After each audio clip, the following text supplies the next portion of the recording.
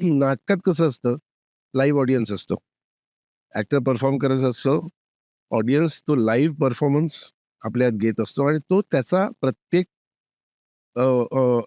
ऑडियन्समधल्या प्रत्येक व्यक्तीचा एक पर्सनल अनुभव असतो आणि तो तिथेच संपतो असं नाही.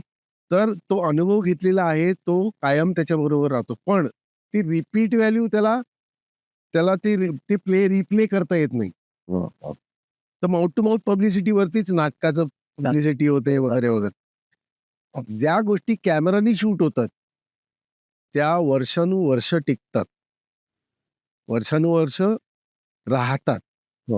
टिकतात की नाही गोष्ट वेगळी. पुन्हा पुन्हा आपण पाहू शकतो. हां, ती पुन्हा-पुन्हा आपण पाहू शकतोय.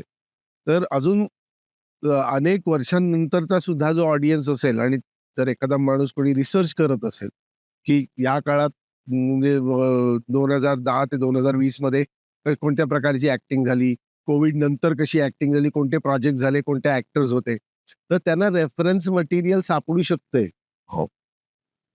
ओके. तर हे राहणार आहे. तर पण तेव्हाचा रेलेव्हन्स असेल की नाही सांगता येत.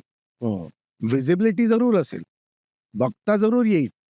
पण त्यावेळेस या गोष्टीचा रेलेव्हन्स किती असेल हे सांगता येत नाही. दुसरं मी एका वेगळ्या अँगलनी तुम्हाला असं सांगेन, की मी मुंबाजी केलं तुकाराममध्ये. काळ तो होता. पण ऑडियन्स बघणारा आजचा आहे ना. हो.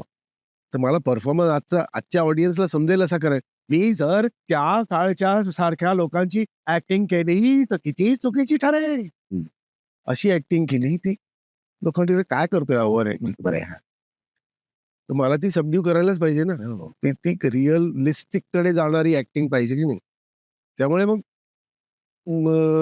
कृष्णाजी भट जो जन्माला आला संजय लीला भन्सालींच्या बाजीराव मस्तानीमध्ये, तो एक वेगळा कॅरेक्टर आहे. तो एकदम सबड्यूड आणि एकदम किंवा मुन्नाभाई एमबीबीएस मधला एकदम ब्लँक आणि हे आजचा ऑडियन्स बघतोय.